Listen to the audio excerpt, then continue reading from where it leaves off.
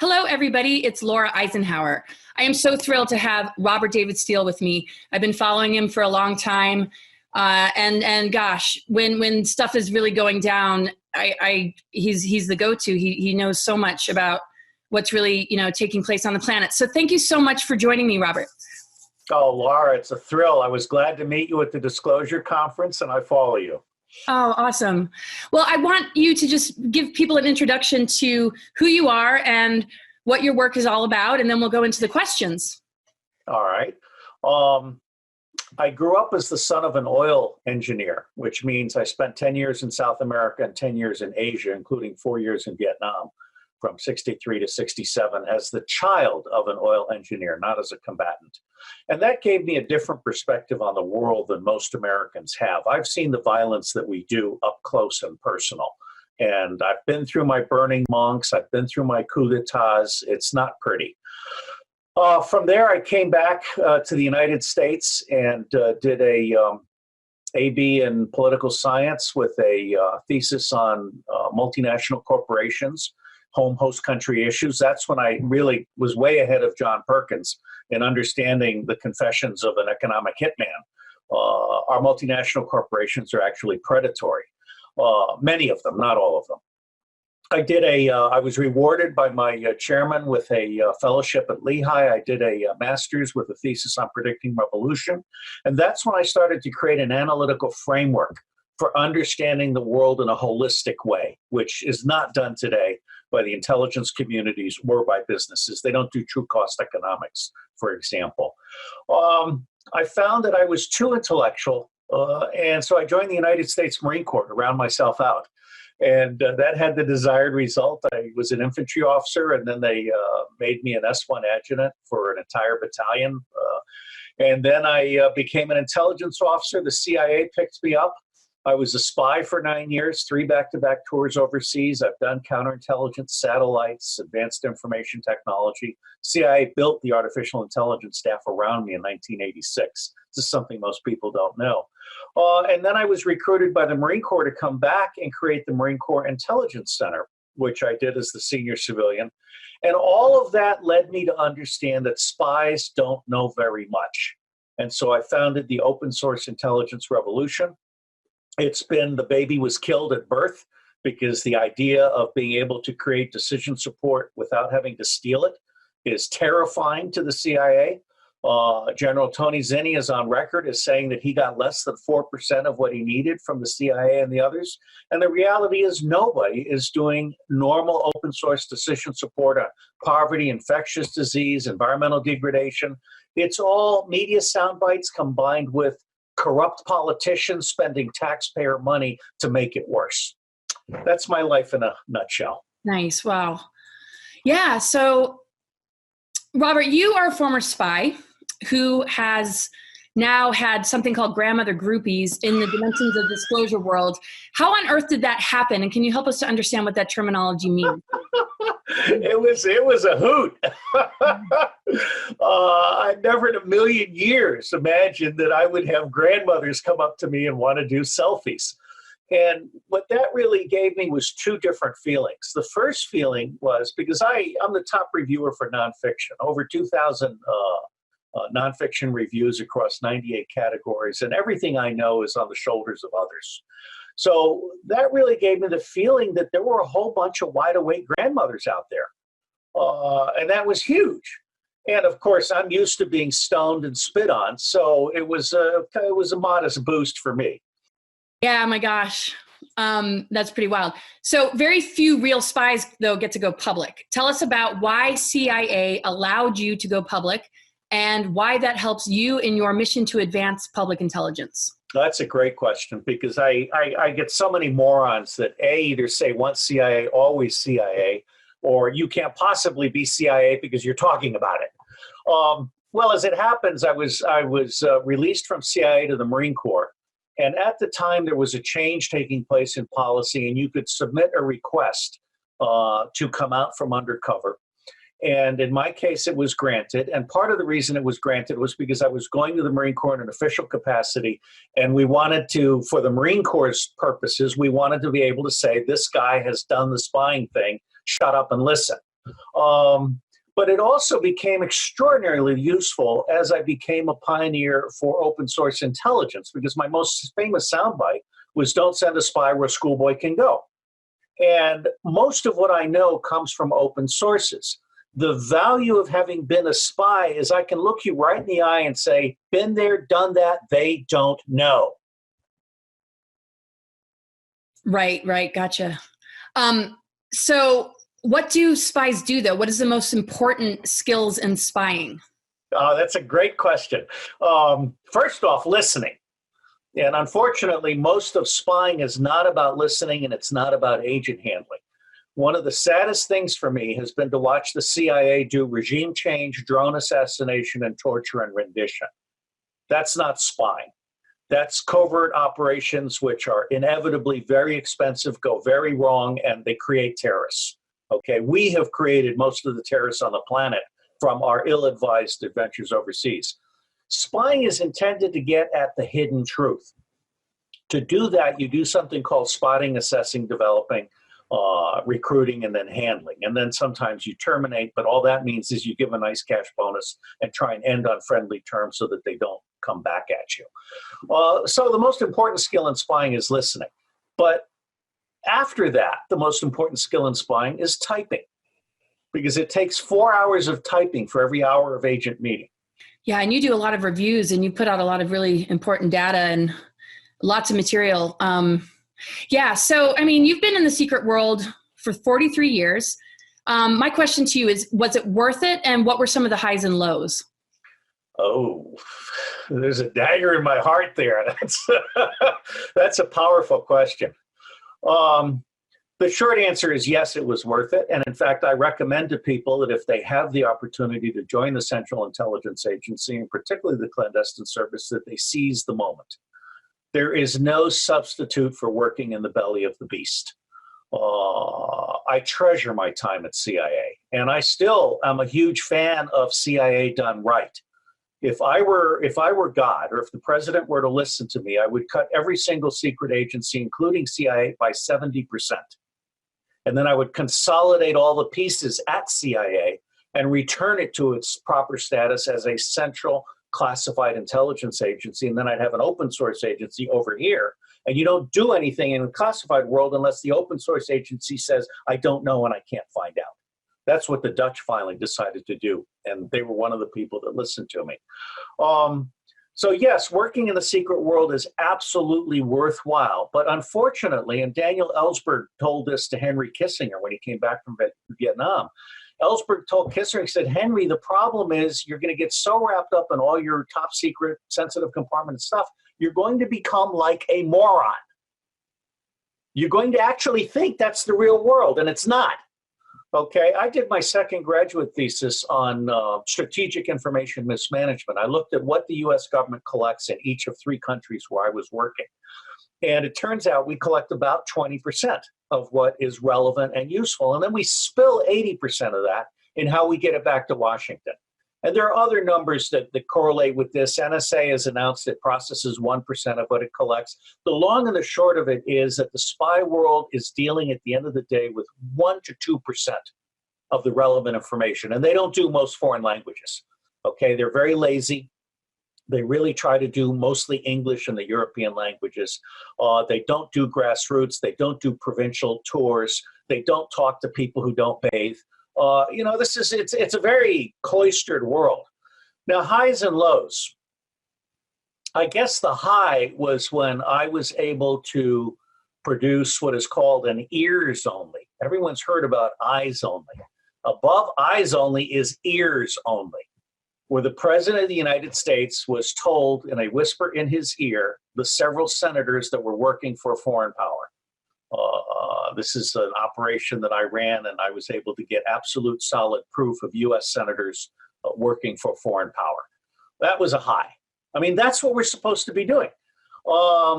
Lows include realizing after the fact that everything that I thought was a success in one of my tours was actually being controlled by the Russians and the Cubans.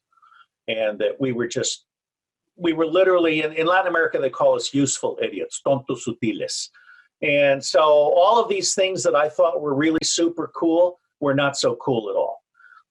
Now, I have had some good things. I mean, I've done diplomatic pouches. I've done audio operations. I've recruited a terrorist. It's a diverse thing. Now, the problem is the spy world is confusing the theft of information with what its real mission is. Its real mission is to answer questions. So the spy world is based on building budgets and spending money to do massive collection that it doesn't process. And over here, not only the president, but all the action officers, assistant secretaries, and so forth, they're dying to know answers, and they're not getting them. All right? So at the end of the day, I treasure my time in the spy world. I would not mind at all going back to the spy world in order to kick their ass into the 21st century. But I think my destiny is to help America not only heal, but get a grip on reality. And most of reality is open source. Do you feel like the darker elements are going to be taken down and that they currently are being taken down? It's a good question.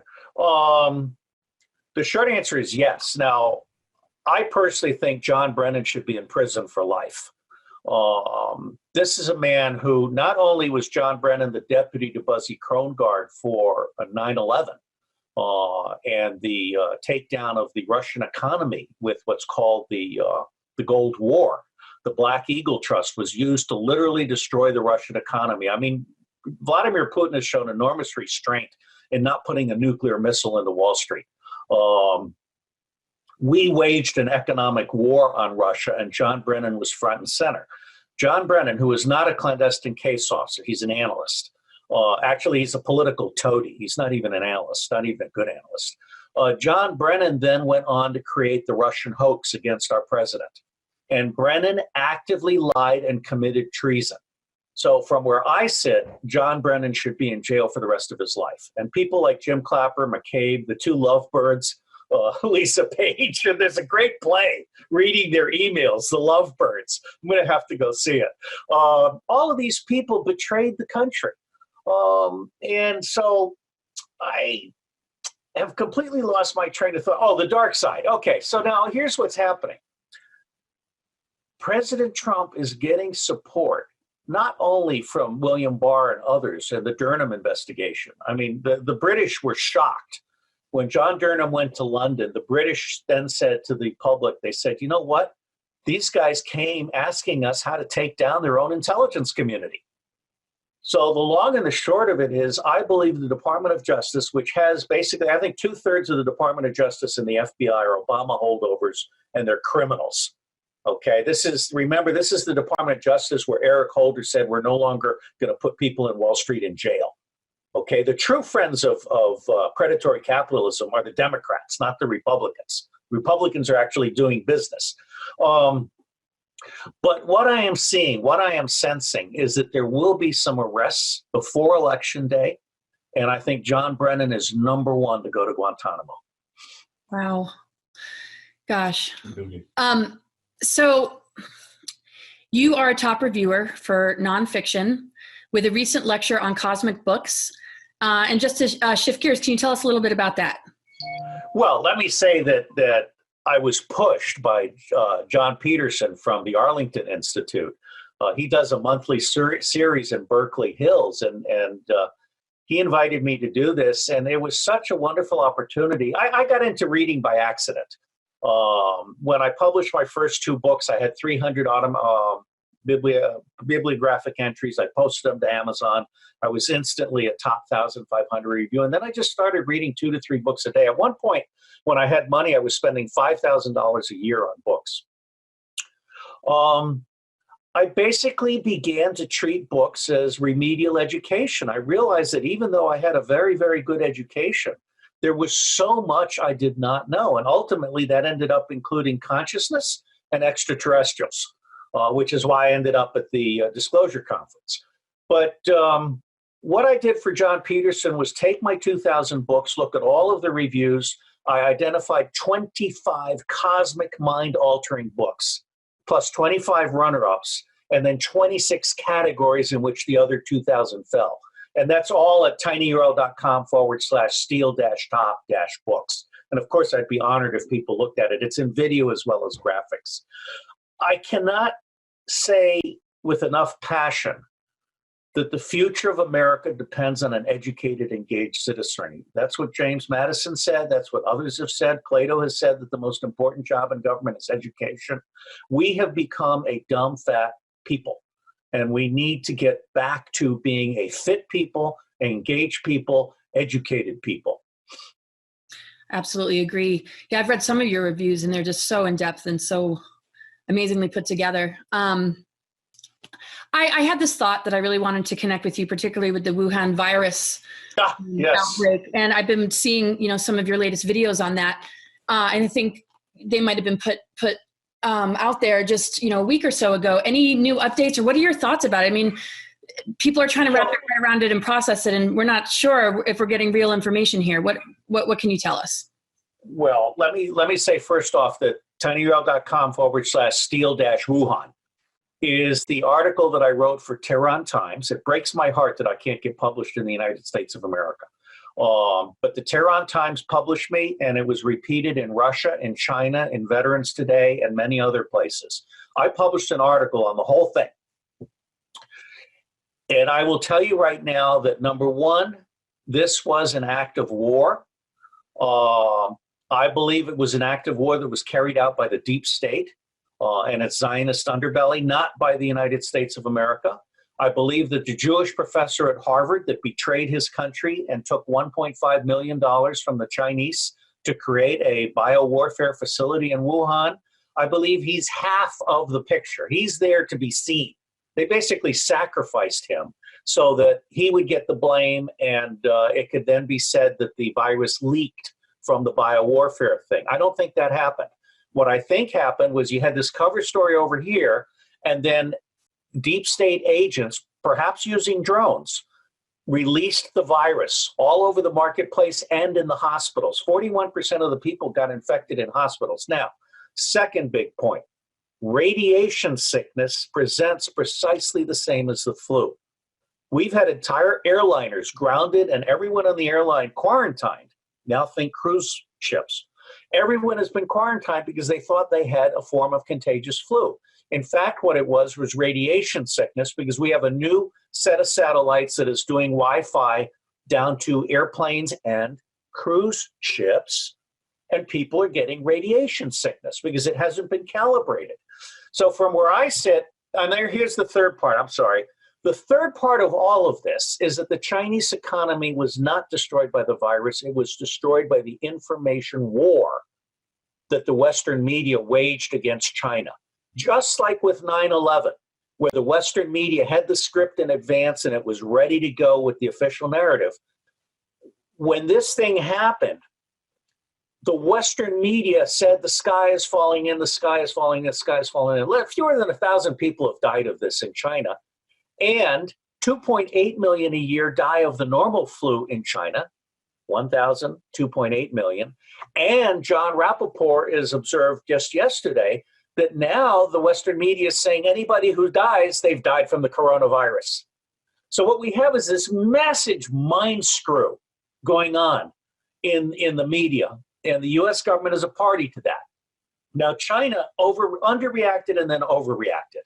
The local officials betrayed the public by intimidating and then locking up the people that were sounding the alarm on the 8th of December.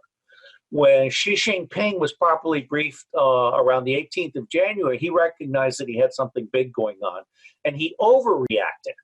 One of the biggest mistakes that China has made is that it has herded people into large open air facilities.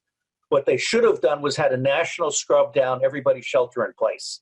That would have isolated individuals, because what China's done basically is the hospitals that infected 41% of the people, now these big open air stadiums and facilities and stuff, I think have infected 60% of the people. So that particular countermeasure made it worse. At the end of the day, I think President Trump is right. This virus is going to peak in April. We're going to get back to normal. And out of all of this, what I think needs to happen is a joint Chinese-American investigation that starts with the Harvard professor being seriously interrogated. Do you feel like it's a lot worse than we're being told? No, I feel it's a lot better than we're being told. Great. Yeah. That's kind of what I was getting from.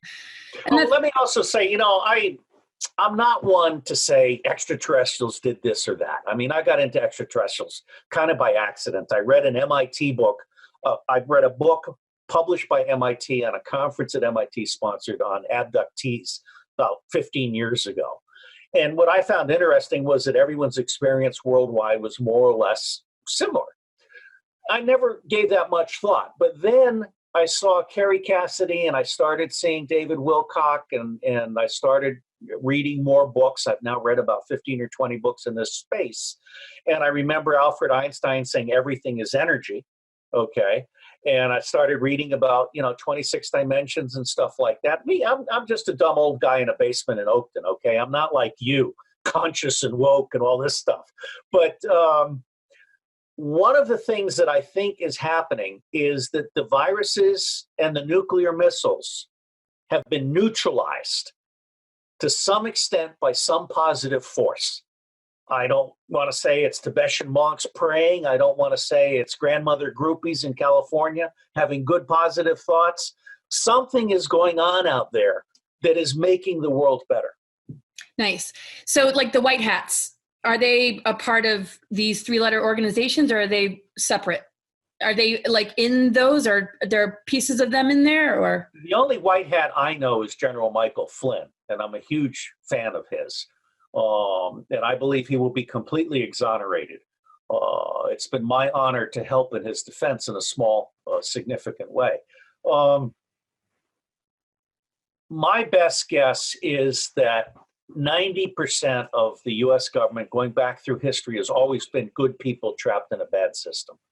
And there have been this 10% at the top, including John Brennan and Alan Dulles and others that have just been pure evil.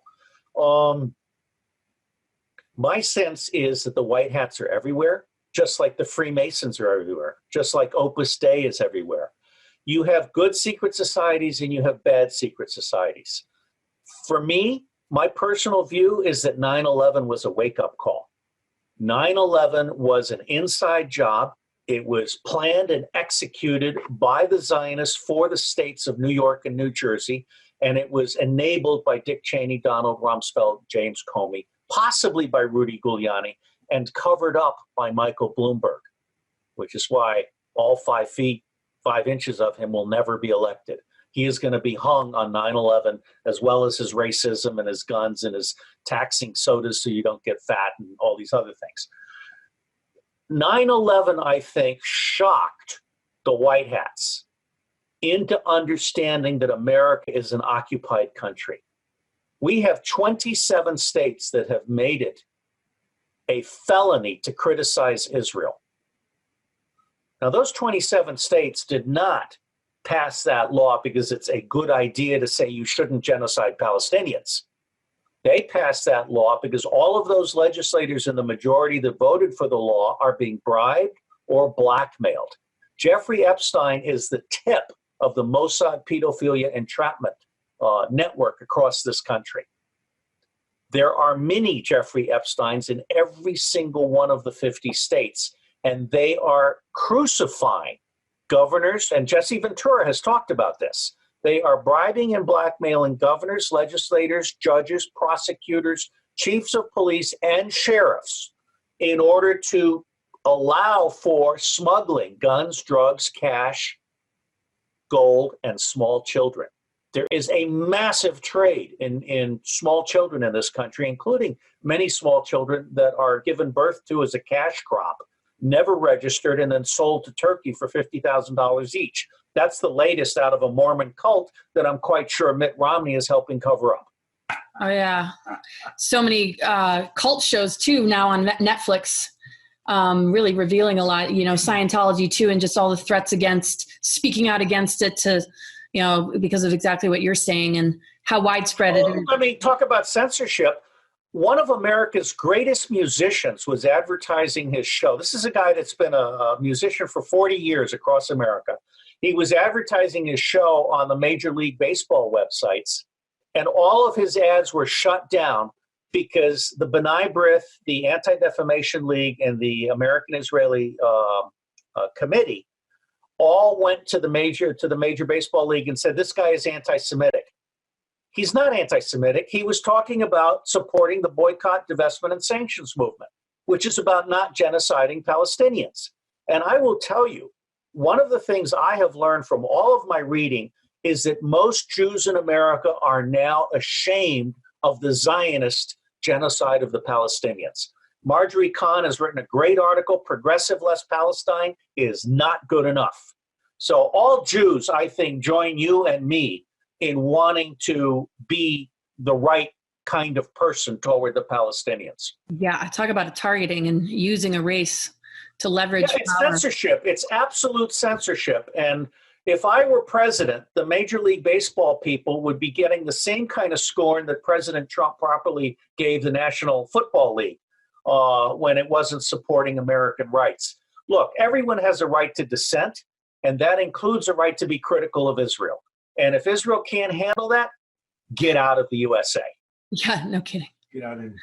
Oh, my goodness. Well, you've been putting out something recent that is growing. It's UNRIG. Unrig, hashtag unrig. Unrig, yes. So is that an acronym that means, or tell us what it means? It's just unrig. I mean, the president, I've always been interested in election reform. I gave up on intelligence reform and governance reform about 15 years ago. I realized that at the end of the day, you cannot reform the government unless you get the citizens involved. Okay? Now, I have a graphic that I use which shows that 70% of our eligible voters are disenfranchised. The Democrats control 17% of the active voters. The Republicans control 13% of the active voters. And then there's another 20% that are Greens, Libertarians, Independents, and so forth. 50% of our voters don't vote at all for various reasons, not just suppression, but a lot of them are very smart and they know that it's a rigged system. Well, when President Donald Trump said publicly it's a rigged system, God spoke to me. And God said, Robert, hashtag unrig. Perfect. Okay, so God has the trademark. But hashtag unrig is something that I created. Cynthia McKinney, black, alt-left female former congresswoman, joined me in that. And we started a national tour that was very quickly destroyed because people that destroyed us understood that America first means not Israel first. And there are a lot of people in the Republican and Democratic parties that like things exactly the way they are. They have a mockery. Our elections are not real. In fact, the electronic voting machines were designed so you can determine the winner before the first vote is cast. Okay, fractional voting. So hashtag unrig is my gift to President Trump or my gift to presidential candidate Bloomberg. The first person to support hashtag unrig and say to the public, we will put 100 people in the Congress in 2022 that are neither Republican nor Democratic has a really good shot at having a landslide win in 2020. Hashtag unrig is about unrigging the system. And so I have to ask the president, Mr. President, you said the system is rigged. Why aren't you unrigging it? Gosh, it really amazing and important that you have been, called to do that. And that's just within the last couple of years, right? You began to put this free material on your YouTube channel relating to cosmic consciousness, extraterrestrials, and more. But this whole concept of, taking the most destructive and deceptive thing away to really bring the power back to the people. I mean, not a lot of people are pushing for that. So much gratitude there. And for everything. I have to tell you, one of my big concerns is that the people have become dumb and drugged. The people have been drugged down, and our schools no longer teach civics.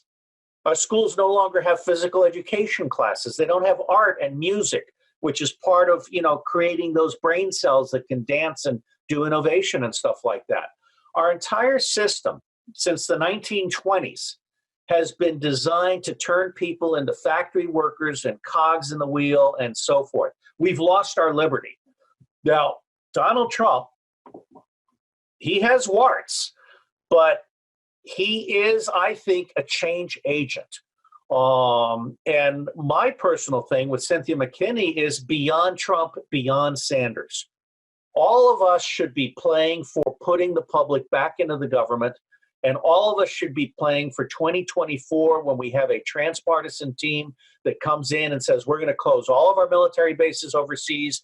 We're going to stop giving foreign aid. You know, someone else smarter than me wrote an article the other day in which they said foreign aid is taking money from poor people in a rich country to give it to the rich people in a poor country.